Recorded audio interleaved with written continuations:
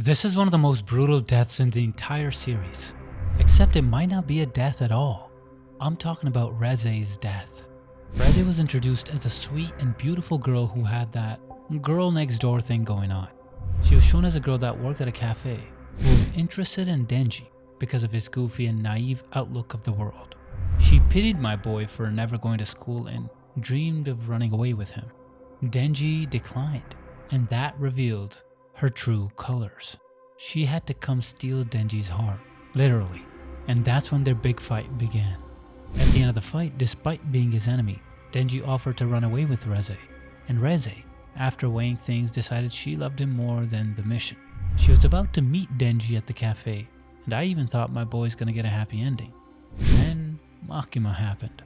It turned out she had been watching Denji and Reze since the start, and now she came to finish Reze off. With a single flick, Makima sliced Reze's arm off cleanly. When Reze was about to fight back, the angel devil attacked her from behind. He stabbed a spear straight through her heart, and she slowly and painfully bled to death. As if that pain of heart tearing and lungs flooding with blood was not enough, she thought about Denji in her final moments.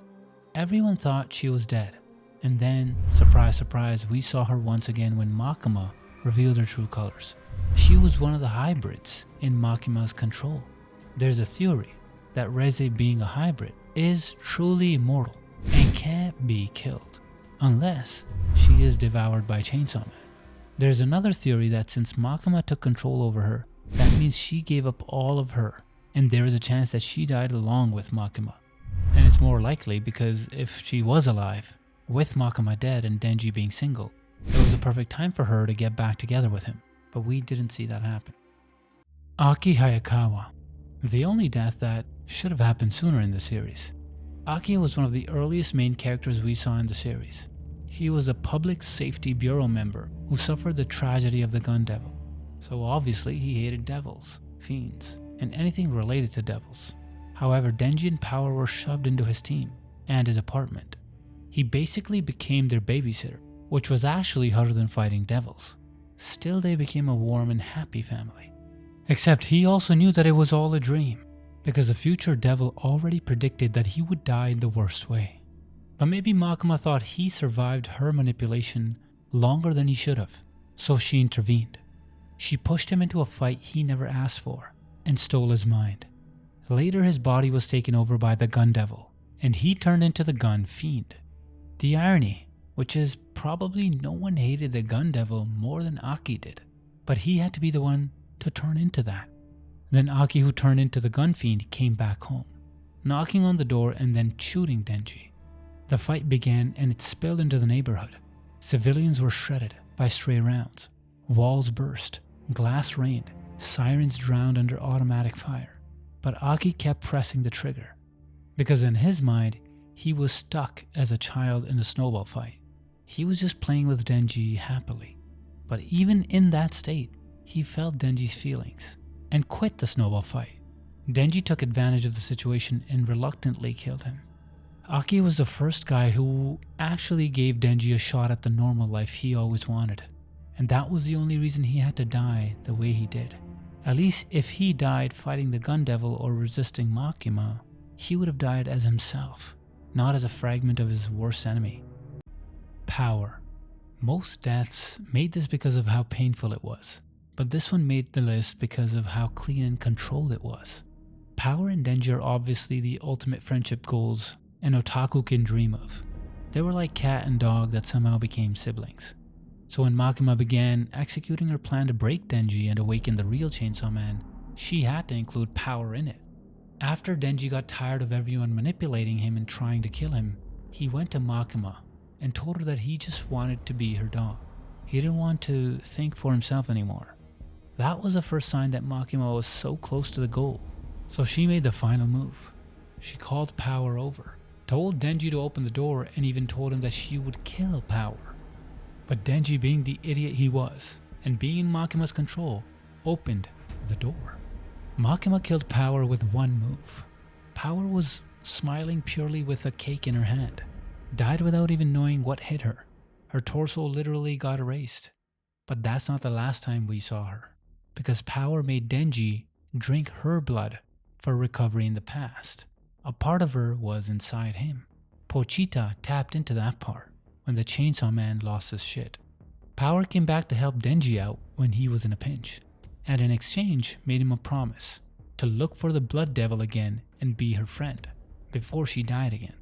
Now there isn't much blood or gore involved in Power's death, but the way she was destroyed, brought back only to be destroyed again, and both times Denji, the person who she trusted, being the sole reason, makes this more painful than most deaths.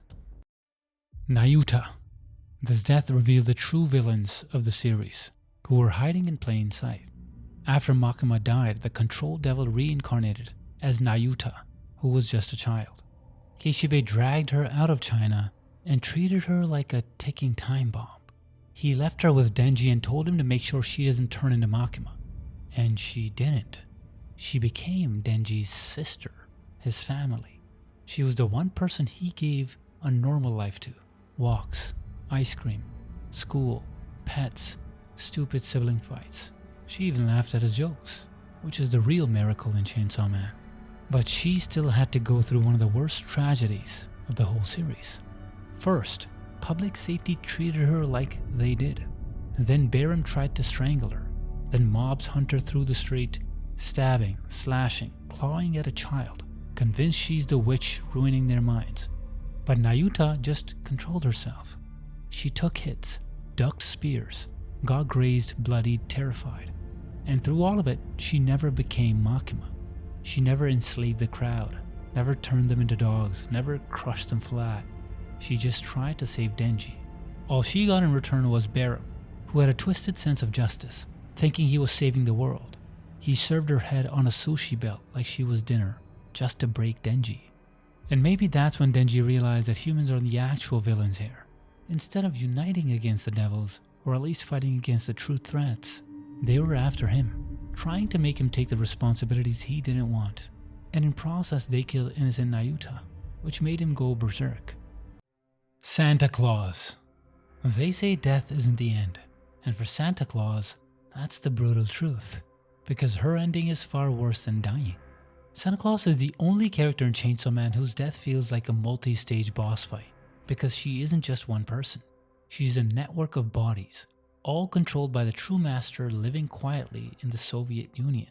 She has half a year left to live, trains Tolka like a mother sharpening a weapon, and uses the doll devil to create perfect dolls across the world, including the Santa Claus of Germany, the bald old man everyone fears.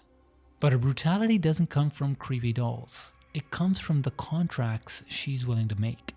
With contracts to the Cursed Devil and Doll Devil, she offered him up to the Darkness Devil in exchange for a piece of its flesh.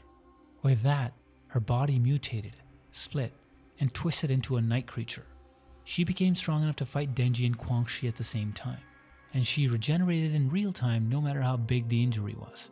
She can even redistribute whatever pain she felt to her dolls, so Denji had to take some extreme measures. Denji lit himself on fire to counter her darkness powers. Santa Claus burned alive while still regenerating, screaming through multiple bodies at once. Denji slammed a flaming car into her, crushing her body completely. But she still didn't die. She said she'd simply come back through her remaining dolls. So Cosmo stepped in. Her consciousness was dragged into infinite knowledge, an overdose of truth so overwhelming that her mind broke instantly. She could only think of one thing, Halloween. And as her brain looped that word forever, her real body collapsed. Her dolls fell apart. It's a death by fire, impact, regeneration torture, and cosmic mental collapse, all delivered to a villain who needed every one of those to finally stay dead. Makima. The most powerful character in the series, and the only reason she died was because of her power. Makima was first introduced as Denji's love interest, who was a lot more powerful than him. Later it was revealed that she was the control devil and a lot of her abilities made sense. And just like the devil's name, she wanted everything to be in her control. She passed herself as a human and controlled the Public Safety Bureau, to the point half the bureau rebelled against her to get out of her control. She also controlled the lives of the Japanese citizens with her contract with the Prime Minister. Any harm done to her was redirected to a random Japanese citizen. She also controlled the main character for a long time. She created a family for him, then made him kill Aki. Later, she killed Power right in front of him, all to break him as Denji so only Chainsaw Man would remain. Because in her eyes, while she played around with Denji, only Chainsaw Man existed. Denji was basically something beneath her, all because of her superior powers and position that she had, which was the biggest mistake she made. In the gravesite battle, Pochita disguised himself as the Chainsaw Man and fought with her. But when he lost, Makima relaxed. Denji came up from behind and used the Chainsaw Man made with Power's blood and cut her down. Later, to bypass her contract with the Prime Minister, Denji cut her into pieces and ate her one serving at a time, until none of Makima was left. Throughout the process, he just did it out of complete love and didn't think he was actually killing her. This made it impossible for her to contract to work, and Makima was just digested in Denji's stomach. Beam the Shark Fiend. He was a victim of the worst cause of death in Chainsaw Man, and it wasn't the devil's. He was a shark in name, but a lifeboat in practice because Beam spent the entire story doing one thing: saving Denji. He jumped out of floors during raids, fought zombies, tanked Reze's explosions, carried Denji through the ocean, and even used his full shark form just so Denji could ride him into battle. Every time Denji was about to die, Beam threw himself in front of the attack without thinking. Beam idolized Denji so much, you would think he was a worshipper. When the Hell Devil dragged everyone into hell, Beam woke up already terrified. He sensed the Darkness Devil before anyone else, and panicked so hard he couldn't even form words. Then the arms of every person in the room, including his, were sliced off. But even armless, Beam crawled to Denji. In the middle of hell, surrounded by slaughter, Beam pressed the bloody stumps of his arms into Denji's mouth to feed him blood. He yanked Denji's ripcord with what little strength he had, and begged him to grant their wish: revive, fight, survive. And that's when the brutality hit. Before Beam even lifted his head, the Darkness Devil pointed at him. Beam's entire body was cut into perfectly clean floating pieces, sliced apart by an invisible force sharp enough to ignore physics. His torso separated, limbs drifted, his jaw split away, all in one motion. Beam's death is one of the quickest in the series, and one of the hardest hitting because he's dying doing exactly what he always did, being loyal to Denji. Fake Chainsaw Man. This death isn't just brutal, it's disrespectful. It's the kind of execution where the body gets treated like scrap metal, not a living creature. Fake Chainsaw Man was a walking contradiction. A man who idolized Denji so much he made a contract with the Fire Devil to become his own version of justice, then spent every moment after that proving he never understood justice at all. He killed Yuko on a rooftop without hesitation, claimed Denji's identity on live TV, and cut down devils in the name of warped morality. But all of that was set up for one of the most satisfyingly brutal deaths in the entire series. Denji and the imposter finally collided during the falling devil chaos. The fake Chainsaw Man hid behind civilians, fused them into his body as living shields, and weaponized people begging for help just to stop Denji from landing a clean hit. Even with both arms cut off, he regenerated by merging with screaming pseudo-chainsaw followers. Every move he makes forces Denji to hesitate because hurting him means hurting innocent people trapped inside his body. The fight ended when Denji ignored the fake hero monologue, the moral guilt tripping, the final civilian shield, and charged straight through the imposter's body. He grabbed him, lectured him from crossing on a red light, and cut him to pieces, shredding through his flesh, bone, and the corrupted mass of few civilians. The cut was clean enough to split him in half, and deep enough to free the people trapped inside. This death wasn't brutal just because of gore, it's brutal because Denji carved through the imposter's entire identity, exposing the hollow justice inside, and leaving nothing but truth on the floor. Makima's ritual killings. There are violent deaths in Chainsaw Man, and then there are deaths like this, the most brutal deaths of all. In the Katana Man arc, Denji, his gang, and Makima, who was miles apart, were all ambushed at the same time. Makima was struck in the train and was shot point blank, but even that didn't kill her. On top of that, she basically killed every person that came to attack her. Her entire team died, only she survived. After that, she learned of the ambush all the way back in Tokyo and decided to help them from Kyoto. She picked a few death row prisoners, gathered them on a high altitude shrine. With some weird hand signs and mutterings, she made one prisoner after the other utter the names of the attackers in Tokyo. Each time they spoke a name, she killed the prisoner here, and at the same time the attackers back in Tokyo whose name was called got flattened. Literally flattened. An invisible pressure from the sky just pressed them to the ground without a chance to resist. They knew something was coming, but they still couldn't do a thing about it. Death Devil. Her death was probably the greatest boon and the worst curse of humanity. Death Devil was the most feared devil, which made her technically the strongest. We first saw her as a high school student and went by the name Fami, the Famine Devil. With that identity, she created a lot of chaos. She established the Chainsaw Man Church and caused a pseudo Chainsaw Man disaster. She was indirectly responsible for Nayuta's death. She manipulated Denji into believing that she was a good person. But in truth, she initially came from hell to make the prophecy of Nostradamus into a reality. However, after staying and living in the human world for a while, it liked living. The Death Devil tried to change the future, which in her own words only ended up making it worse. So she ended up in a direct clash against the War Devil, who wanted to be the strongest devil. Death wanted to use the Chainsaw Man to erase War Devil and other devils that opposed her. But War Devil, according to the Death Devil, wanted to erase the death, so that humans would be stuck in an endless, undying war, boosting her power. No matter who was in the fight, they were all at each other's throats.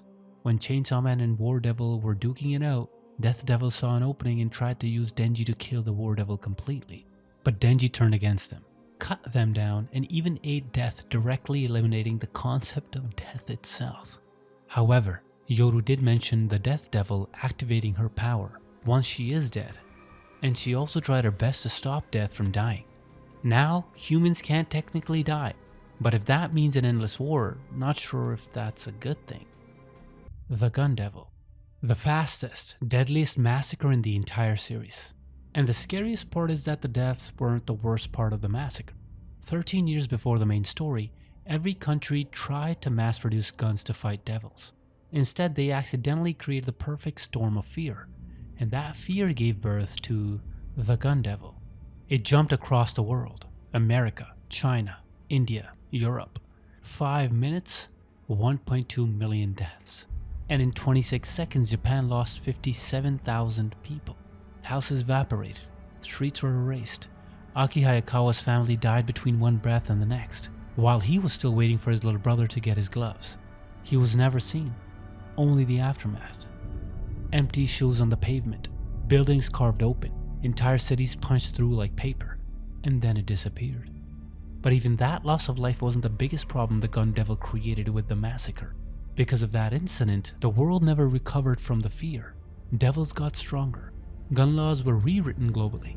People whispered the name Gun Devil like a natural disaster.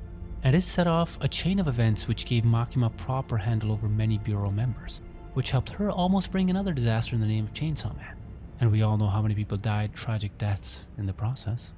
Every death that followed, every chain reaction traces back to the Gun Devil massacre. Himeno was one of the few devil hunters who tried to survive this job without losing her humanity. She's upbeat, perceptive, patient with rookies, protective of her squad, and the only one calm enough to joke through the Eternity Devil crisis. She trained Aki, pushed him, covered for him, and secretly fell for him because he's the only normal person in a world full of broken ones. The moment Katana Man and Akane struck and cornered Aki and her, she gave the Ghost Devil everything. Not an arm this time, but her entire body. And the payment began immediately. Her fingers vanished first, dissolving like dust caught in the wind.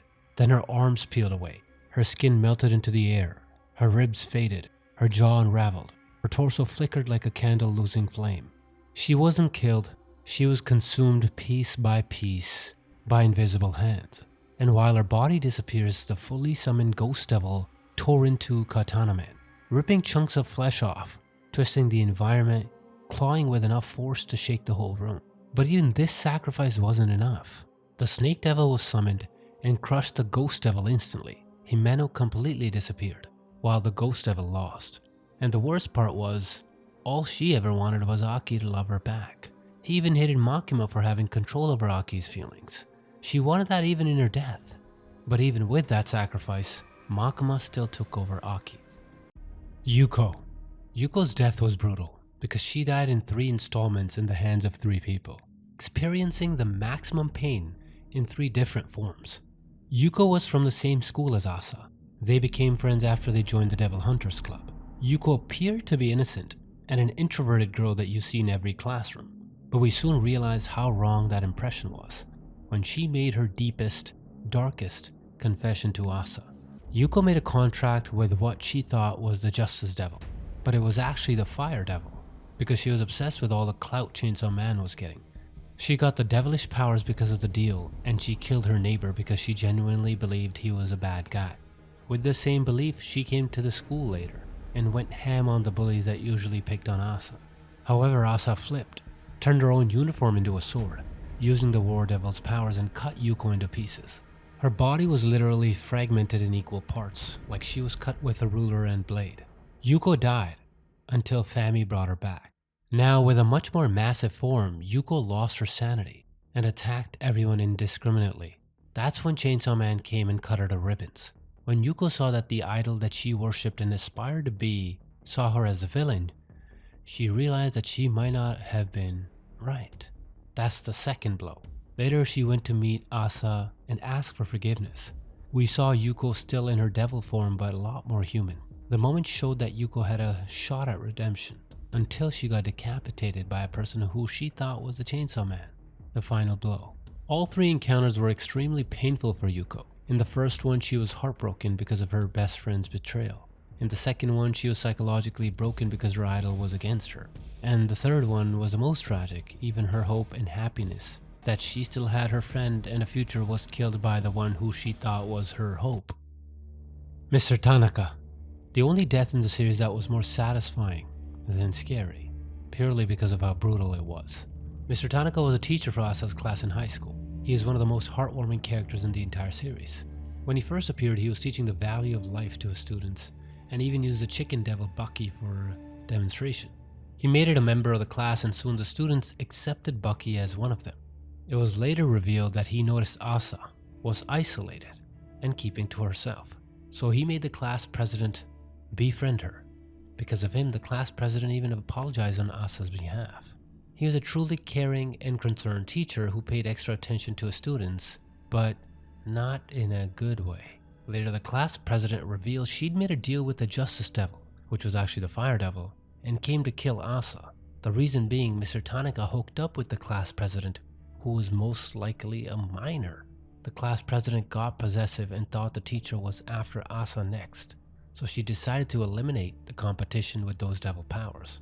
She almost killed Asa too, but Yoru came at the right time, cut a deal with Asa at the last second.